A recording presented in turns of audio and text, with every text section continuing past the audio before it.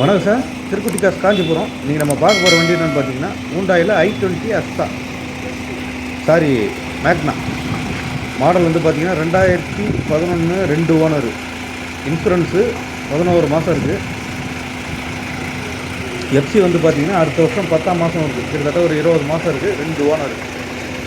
AC, power steering, power window, alloy wheel, சென்ட்ரலாக எல்லாமே வந்துடும்.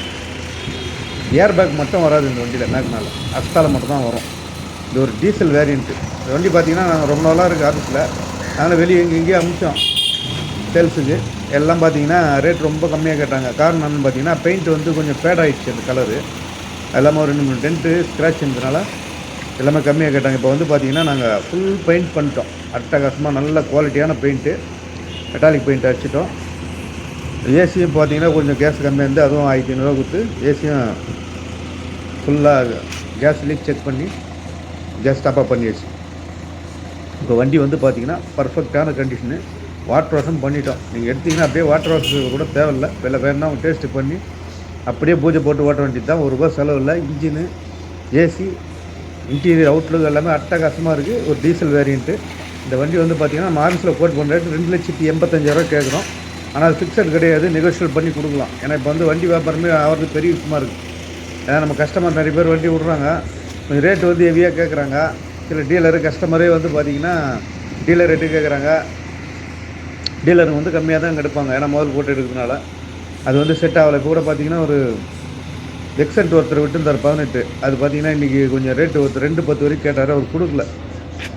அவர் 2,70 நிற்கிறாரு.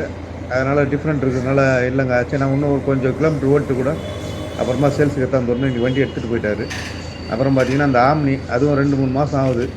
அது ₹1 கேட்டாங்க. அப்போ கஸ்டமர் கொடுக்கல. இப்போ வந்து பார்த்திங்கன்னா கஸ்டமரே வரல யாரும் என்கொயரி. அவர் 1.5 நிற்கிறாரு. 2007 3 ஓனரு. எஃப்சி இன்சூரன்ஸ் கரண்ட்டு, எல்பிஜியோடு இருக்குது. ஆனால் என்டாஸ்மெண்ட் இல்லை புக்கில்.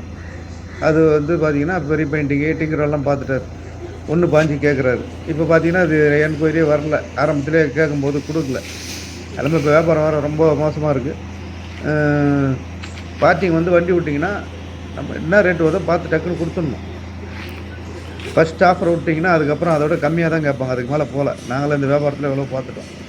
ஃபஸ்ட் ஆஃபர் வரும்போது லாபமும் நஷ்டமும் 20 வரை பார்த்து கொடுத்துடணும். அதை விட்டு நம்ம அதிகமாக ஆசைப்பட்டோம்னா இருக்கிற காசும் போய் நஷ்டத்தை தான் கொடுக்குறோம்.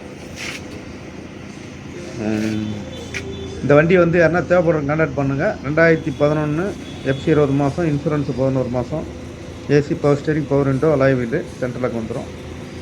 பெயிண்டிங் ஃபுல் பெயிண்டிங்கு, நல்ல குவாலிட்டி பெயிண்ட் அடிச்சாச்சு. இன்டீரியர் அவுட்லுக்கு அட்டகாசமாக இருக்குது. 2,85 கேட்குறோம்.